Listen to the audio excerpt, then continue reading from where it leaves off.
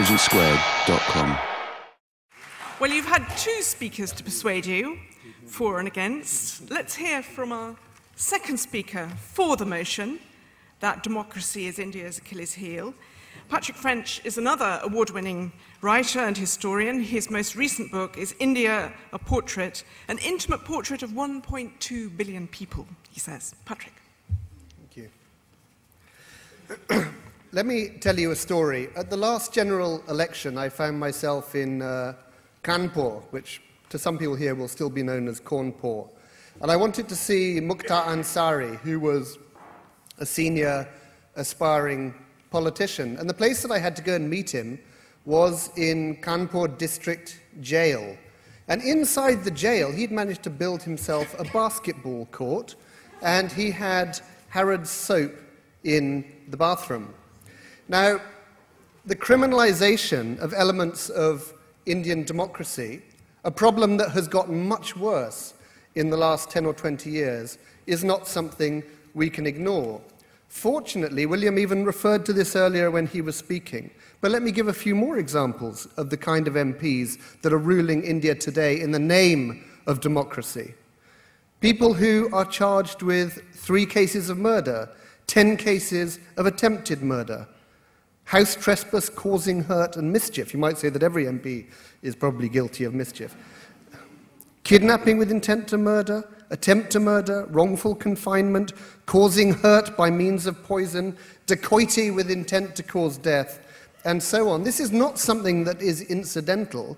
This is to do with the fact that in large parts of central and northern India, if you are a crime boss, you need representation in the state assembly with the MLAs, and you need it in the centre in the Lok Sabha with the MPs. And you make every effort to take over democracy.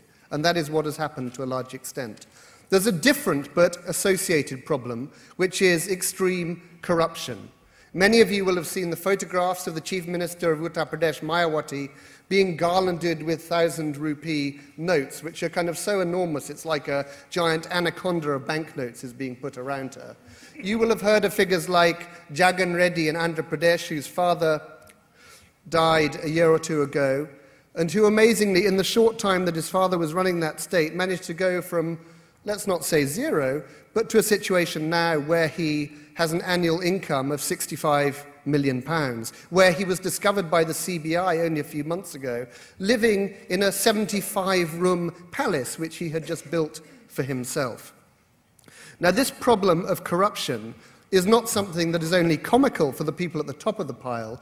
It also extends right down to the roots of Indian society. We had only a few days ago a truck driver in UP, in Uttar Pradesh, being shot by the police after he failed to produce a 5,000 rupee bribe. And there's a further third association. There's criminalization, there's corruption, and crucially, there is nepotism. When I was researching my most recent book, I did a survey of how every one of India's 545 MPs had got into Parliament. And one of the most shocking things was that the incidence of nepotism has grown and grown and grown.